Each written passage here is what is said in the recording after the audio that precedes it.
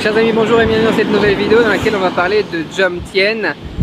Les voitures qui passent, j'espère que ça ne gêne pas par contre le bruit. Parce que dans les dernières vidéos avec GLG, on avait parlé justement du quartier des clichés, Pattaya, Pattaya Centre, la Walking Street, etc. Et ici c'est vraiment plus cool, plus pépère. Donc j'avais envie de te parler un petit peu tout simplement de ce coin qui est moi l'endroit que je préfère un petit peu à Pattaya, où je me suis installé, où j'ai investi, où j'ai habité et où je viens souvent aussi maintenant, même qu'on habite un petit peu plus loin quand on va à la plage. Alors, Jomtien, déjà c'est où pour situer un petit peu? Tu vois, tu as Pattaya et ben, c'est tout simplement juste au sud de Pattaya. À Pattaya, tu as Pratamnak où tu as le Sky Gallery et tout ça qui est vraiment sympa, donc c'est facile à joindre depuis ici. Et puis tu as Jomtien qui est juste en dessous. Qu'est-ce qu'il y a de bien intéressant ici à Jomtien? C'est tout simplement le fait que c'est calme, tout simplement. C'est beaucoup de retraités, des personnes en vacances aussi, mais souvent des familles, tu vois, les jeunes qui veulent aller faire la fête, justement sortir et puis profiter un petit peu des clichés, ils vont au centre-ville. Donc ici on est pépère, c'est souvent aussi des familles thaï qui s'installent sur la plage, ou bien alors des couples par exemple avec un étranger et une thaï, ou bien alors,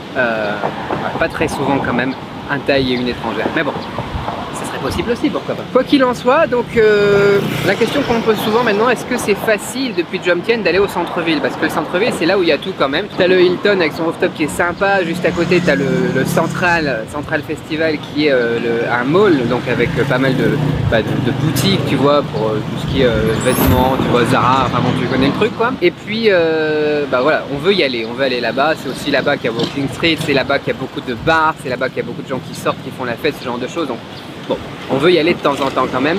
Comment est-ce qu'on fait? On prend ici tout simplement un bad bus. Les bad bus c'est quoi? C'est des navettes qui vont au centre-ville jusqu'ici au sud de Jomtien. Et puis ça coûte 10 bahts, peu importe là où tu descends.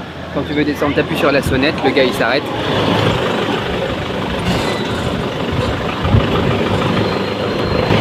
Là ouais.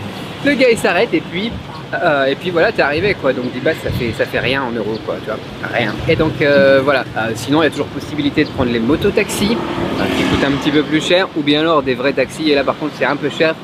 Faut pas les prendre directement, faut passer par l'application Grab. Là il te permettra, voilà, pour 200 bahts probablement, 200-220 bahts je pense, tu peux aller au centre-ville. Donc très pratique pour aller à Pattaya.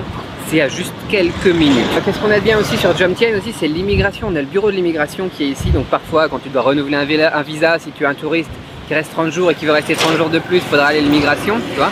Ou même si tu as un visa retraité ou un visa business ou n'importe quoi, tous les 90 jours faut pointer, là tu es juste à côté, c'est au seuil 5, c'est juste ici à quelques centaines de mètres. Très pratique aussi. Question qu'on me pose souvent aussi sur Jomtien, c'est où se loger à Jomtien? Où se loger? Si c'est pour du court terme, moi je recommande le Dubarry qui est juste derrière, cet hôtel ici qui a un 4 étoiles, un petit peu vétuste j'ai envie de dire au niveau des chambres, mais c'est plutôt classe. Ils ont des très bons piscines, tu vois, tout ce qui est salle de sport, le rooftop est magnifique. Je vous y emmènerai dans quelques jours au rooftop avec Sylvain. Les cocktails sont à très bon prix avec la vue sur la mer ici. Pour le coucher de soleil par exemple, et en plus happy hour de 6h à 20h, donc de 18 à 20h, acheter un gratuit. Je fais pas leur pub mais j'adore. De toute façon vous avez probablement déjà vu passer des photos ou voir des petites vidéos de moi là-haut.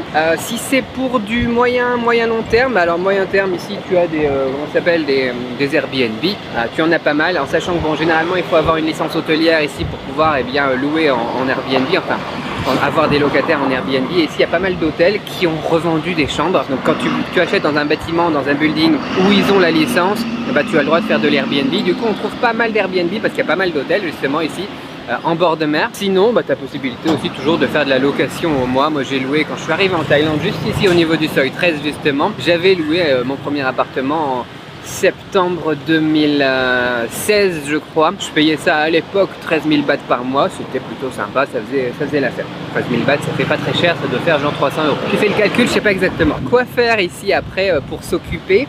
Voilà, c'est la plage, c'est les vacances, c'est la Thaïlande.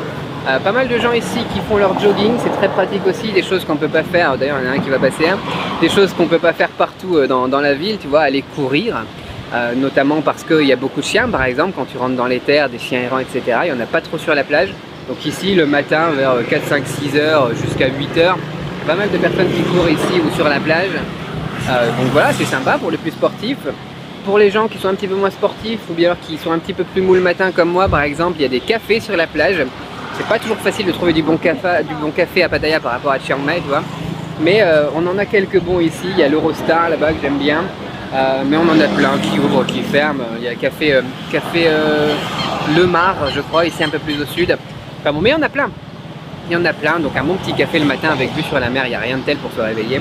Il y a les massages aussi, il y en a aussi un ici, juste ici, un massage, tu vois. La plage, après les couchers de soleil, j'en ai déjà parlé à demi-mot tout à l'heure avec les rooftops, mais les couchers de soleil ici, quand tu es notamment en début et en fin de saison des pluies, avec les couches nuageuses qui commencent à arriver, c'est juste magnifique. Voilà, c'est pas pour faire des photos, c'est tout simplement pour se poser sur la plage et glandouiller et regarder ça, quoi. C'est un bonheur.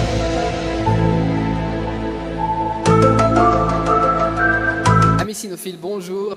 Il y a les marchés aussi. D'ailleurs, on vous emmène juste après au Jomtien Night Market. Mais avant ça, il y a aussi les bars. Après, plus dans la soirée aussi.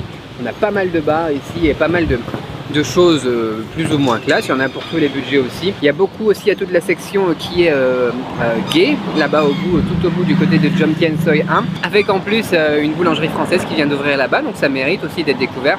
Peut-être qu'on vous le montrera juste après les plans du Jomtien Night Market. Mais voilà, s'il y a un truc qui vraiment me fait revenir régulièrement à la plage maintenant que j'habite plus à l'intérieur des terres, c'est ce fameux marché de nuit, donc qui s'appelle le Jomtien Night Market. Nous on l'appelle le marché russe parce qu'il y a énormément de Russes là-bas. Je vais vous montrer ça tout de suite. On y va, c'est parti.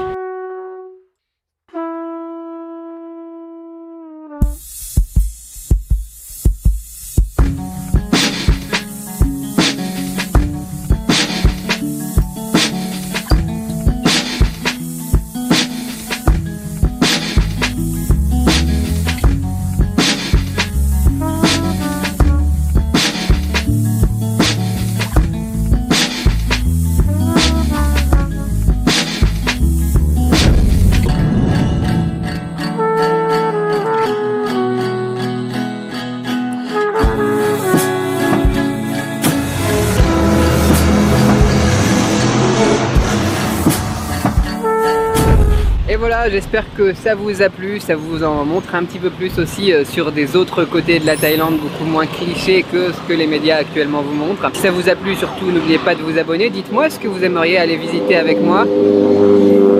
Ça fait quand même un joli bruit la moto, hein. Bah ouais, abonnez-vous, laissez un commentaire, mettez un like, partagez tout ça quoi.